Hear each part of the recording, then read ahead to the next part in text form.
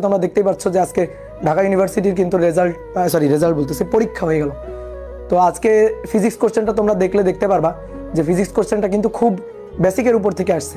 কেউ যদি মনে করো যে আমি কোনো মতে ইন্টার পরীক্ষা দেওয়ার পরে তারপরে গিয়ে হচ্ছে অ্যাডমিশনের জন্য পড়ে ফাটাই ফেলবো, ওই দিন কিন্তু এখন আর নাই। এখন তোমার যদি পড়ে ফাটাই ফেলতে হয় তাহলে একেবারে প্রথম থেকে পড়ে ফাটাই ফেলতে হবে। অর্থাৎ তুমি ইন্টার ফার্স্ট ইয়ার থেকে তোমার সেইভাবে একেবারে মানে মাজায় হচ্ছে গামছা বেঁধে তোমার লেগে পড়তে হবে। বুঝতে পারছো? যদি তুমি ভালো একটা জায়গায় চান্স পাইতে চাও, ঢাকা ইউনিভার্সিটিতে একটা সিট যদি দখল করতে চাও, বুয়েটে একটা সিট যদি দখল করতে চাও, বা ইঞ্জিনিয়ারিং যে কোনো ইউনিভার্সিটিতে তুমি যদি একটা সিট দখল করতে চাও, তাহলে কিন্তু তোমার খুব ভালো করে পড়াশোনা করতে হবে। শুধু ইঞ্জিনিয়ারিং বা ঢাকা ইউনিভার্সিটির কথা কেন বলি, মেডিকেলের জন্য যদি তোমার মনে করো যে টার্গেট থাকে, তাহলে কিন্তু সেইভাবে পড়াশোনা করতে হবে, একেবারে একাডেমি থেকে পড়াশোনা করতে হবে। ঠিক আছে?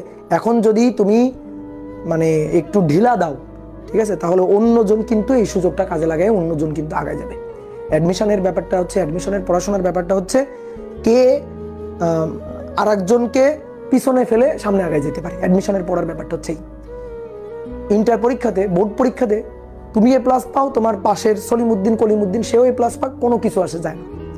কিন্তু চান্স পাওয়ার ক্ষেত্রে কিন্তু ব্যাপারটা ভিন্ন রকম। চান্স পাওয়ার ক্ষেত্রে সিট হচ্ছে 10টা, তাহলে সিট 10টা, তার পিছনে 10টা সিটের পিছনে লড়তেছে কতজন? 1000 জন।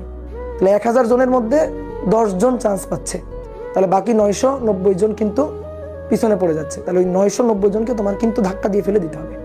কথা বুঝতে পারছো? তাহলে এই হচ্ছে ব্যাপার।